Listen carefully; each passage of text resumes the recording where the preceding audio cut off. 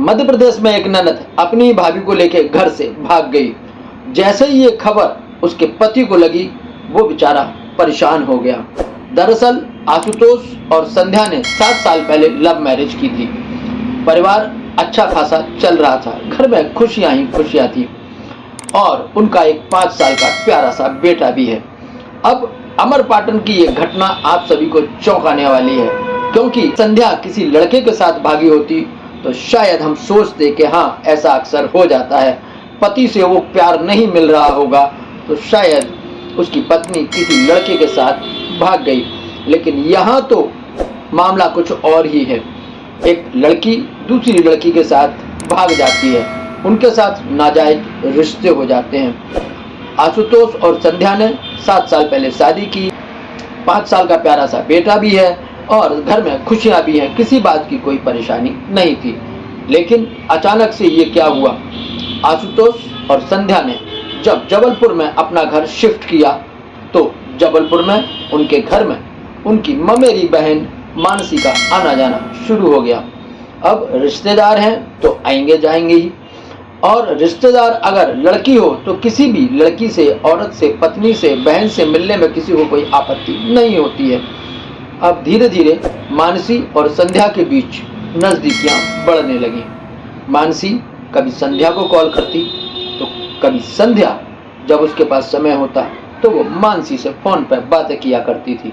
शुरू में ये बातें कम होती थी, लेकिन जैसे जैसे समय बीतता गया बात करने का सिलसिला बढ़ता गया और फिर घंटों तक फ़ोन पर बातें होने लगी। अब समय के साथ साथ नंद और भाभी में नज़दीकियाँ बढ़ने लगी और वो नज़दीकियाँ इतनी बढ़ गईं कि दोनों एक दूसरे के बगैर नहीं रह पाएंगी, ऐसा कुछ दोनों को महसूस होने लगा। अभी तक आपने ये खबर सुनी होगी कि ननद की भाभी से लड़ाई होती है, ननद और भाभी में बनती ही नहीं है। नंद भौजाई के आपने झगड़ों के बारे में आज तक हमेशा सुना होगा, लेकिन कभी नंद और भाभी के बीच इतना प्यार हो जाए कि वो अपने पति को छोड़ दे और एक बहन अपने भाई को ही धोखा दे के उसकी पत्नी को लेके घर से भाग जाए, शायद ऐसा यदा कदा सुनने को मिलता होगा। अब यही घटना आपको जबलपुर से यानी कि मध्य प्रदेश से सुनने को मिल रही है। अब जब कुछ समय तक नंद और भौजाई के बीच में बातों का सिलसिला लंबा हुआ तो एक दिन मानसी ने अपनी भाभी से कहा कि मैं तुम्हारे बगैर नहीं रह सकती, अब हमको कुछ ऐसा करना होगा कि हम दोनों कहीं दूर जाके, सबसे दूर जाके एकांत में एक दूसरे के साथ रहेंगे और ज़िंदगी को बिताएंगे। मानसी ने जो बात कही संध्या को भी लगने लगा कि सचमुच में अब हम एक दूसरे के बगैर नहीं रह सकते, तो उन्होंने आशुतोष को बताया ही नहीं अपने प्यार के बारे में और अपने इस प्लान के बारे में। लेकिन एक दिन अचानक से ननद और भाभी घर से गायब हो गई। जब पति ने देखा कि घर पर उनका बेटा अकेला है और पत्नी गायब है तो फिर रिश्तेदारों से पूछताछ शुरू करी। मानसी को कॉल लगाया लेकिन मानसी का कॉल भी नहीं लगा और जहाँ जहाँ पति कोशिश कर सकता था वहाँ वहाँ अपनी पत्नी को ढूंढने की कोशिश की, लेकिन पत्नी थी कि कहीं मिली ही नहीं, मानसी का भी कॉल लगा ही नहीं। तब जाके पता चला कि मानसी भी गायब है और उसकी पत्नी भी गायब है।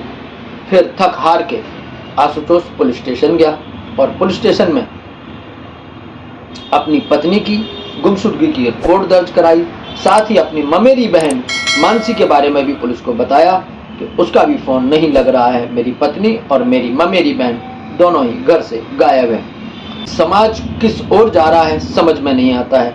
रिश्तों का ताना वाना कैसा हो गया है ये विचार करने की बात है, क्योंकि अब तक तो हम दूसरे लोगों पर, पराये लोगों पर शक किया करते थे, लेकिन घर में आने वाले रिश्तेदारों को तो शक की निगाह से नहीं देखा जाता था। लेकिन अब ये क्या हो रहा है? अपने घर की बहू बेटियों को बचाने के लिए हमें अपने रिश्तेदारों से और उनकी बहू बेटियों से, उनकी लड़कियों से भी सतर्क रहने की ज़रूरत आ पड़ी है।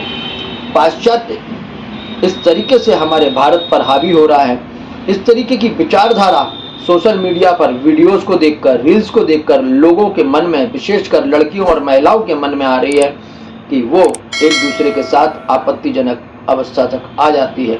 जहाँ एक पति और पत्नी के रिश्ते कायम होने चाहिए, वहीं दो लड़कियां मिलकर आपस में नाजायज रिश्ते कायम कर रही हैं और पति पत्नी की तरह रहने की कोशिश भी कर रही हैं। कई जगह तो दो लड़कियां मिलकर आपस में शादी भी कर लेती हैं। तो दोस्तों, इस स्टोरी पर, इस सत्य घटना पर आपके क्या विचार हैं, कमेंट सेक्शन में जरूर बताइएगा और देखते रहिएगा दहशत की दुनिया।